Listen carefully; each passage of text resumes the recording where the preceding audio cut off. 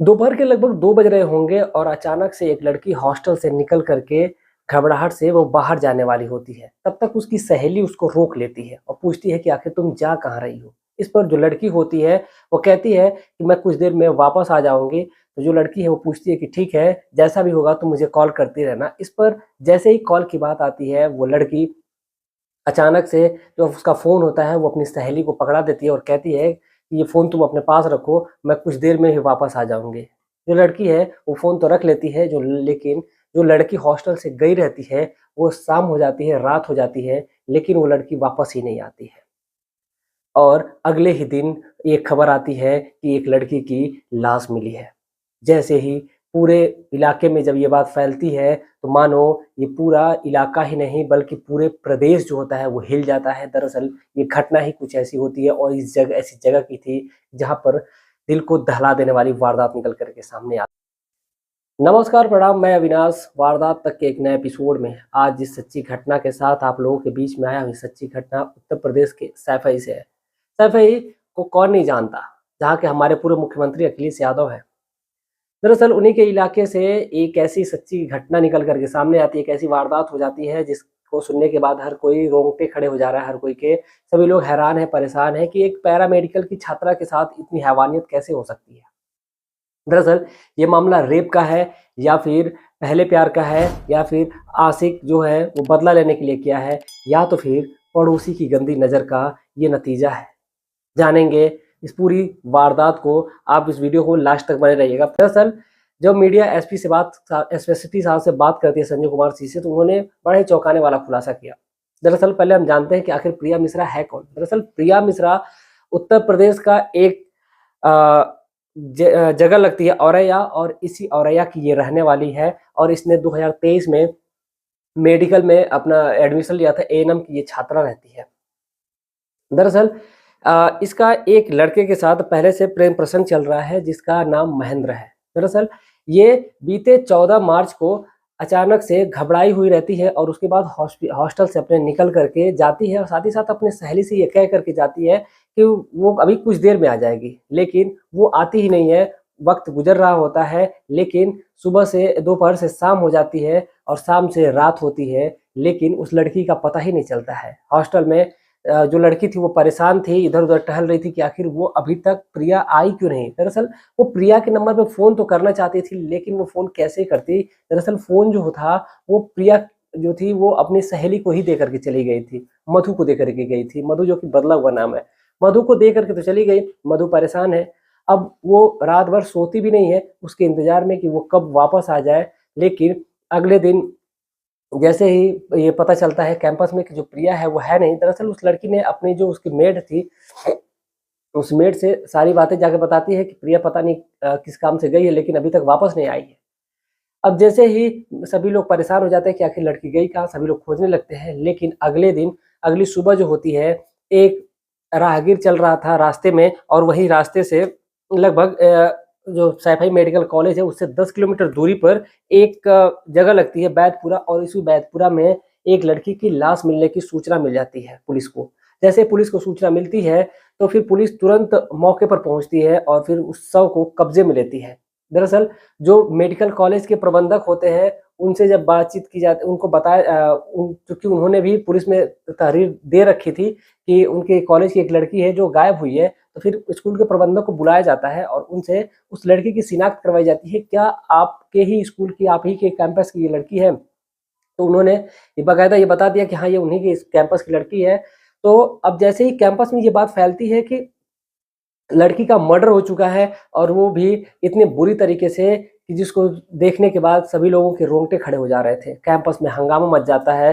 किसी तरह जो वहाँ के एसएसपी हैं संजय कुमार, उन्होंने मामले को दबाया और उन छात्रों को समझाया, बुझाया कि आप लोग जल्द से जल्द मैं इस लड़की बच्ची को न्याय दिलवाऊँगा, लेकिन जो छात्र हैं वो मानने वाले कहाँ हैं। उन्होंने तो तूल ही पकड़ लिया है। दरअसल जो उन्होंने एक चीज़ और बताई कि इसमें गन शॉट होने की संभावना है, या फिर कुछ लोगों का ये कहना था कि जो लड़की है उसके लाश के पास से एक जैकेट, व्हाइट जैकेट मिली है। और व्हाइट जैकेट आखिर वो किसकी है? या तो उस मेडिकल छात्रा की हो सकती है या तो फिर किसी और की भी हो सकती है। कहीं ना कहीं कुछ लोगों का ये भी मानना है कि लड़की के साथ जिस प्रकार से हैवानियत की गई है, ऐसा लग रहा है कि उस लड़की के साथ रेप किया गया है, रेप करके उस लड़की को फेंका गया है। फिर ऐसा भी लग रहा है कि उसका गला दबा करके हत्या की गई है। लेकिन अभी भी पुलिस जो है वो इस चीज को बोलने से डर रही है, कतरा रही है कि आखिर असली वजह क्या है। असली वजह तो तब पता चल पाएगी जब पुलिस अपने मुंह से खुद बताए, जब भी उस लड़की का मेडिकल रिपोर्ट आएगी तब आएगी, जब ये पता चलेगा कि आखिर मेडिकल रिपोर्ट में निकल कर क्या आ रहा है। हालांकि जो पुलिस है हर चीज बोलने से कतरा रही है, हर चीज बोलने से बच रही है, क्योंकि अगर वो कुछ ऐसा बोल देगी कि ये ऐसा लग जाएगा कि ऐसा हुआ है, रेप हुआ है या फिर उसका मर्डर हुआ है, तो मर्डर तो हुआ ये तो कंफर्म है, लेकिन रेप हुआ है कि नहीं हुआ है अब इसका खुलासा पुलिस बहुत जल्द ही करने वाली है। साथ ही साथ एक बहुत ही बड़ी चौंकाने वाली बात तो ये है कि जो लड़की की जो माँ है, लड़की की माँ का ये कहना है कि उसका एक पड़ोसी था, जो पड़ोसी उसकी लड़की को बहुत ज़्यादा परेशान करता है। लेकिन पुलिस इस चीज़ को नहीं बताई है, लेकिन साथ ही साथ मीडिया में और भी ये बातें और जगह बताई जा रही है कि जो लड़की की माँ है उसका स्टेटमेंट ये भी है कि लड़की की माँ ने ये बयान दिया है कि पड़ोसी हैं। फिलहाल पुलिस ने 2 लोगों को अरेस्ट किया है। साथ ही साथ जो लड़की थी, जिस लड़की को उसने फ़ोन दिया था, यानी कि मधु ने ये बताया कि उस लड़की का किसी लड़के के साथ अफेयर चल रहा था, जिस लड़के का नाम महेंद्र बताया जा रहा है। महेंद्र से उसका उसी यानी कि कल ही के टाइम में झगड़ा हुआ था, यानी कि 14 मार्च को उस लड़की का झगड़ा हुआ था और लड़की बेहद गुस्से में थी, इसलिए वो बहुत ज़्यादा जल्दीबाजी में थी और वो पता नहीं किस चीज़ के लिए जा रही थी।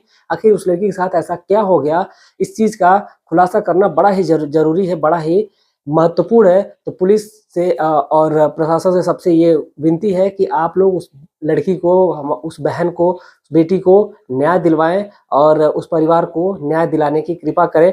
और साथ ही साथ जो अपराधी है, जो आरोपी है, अगर वो मिलते हैं तो फिर उनको कड़ी से कड़ी सजा दी जाए। आप क्या सोचते हैं? आप अपनी राय कमेंट में ज़रूर दीजिएगा। साथ ही साथ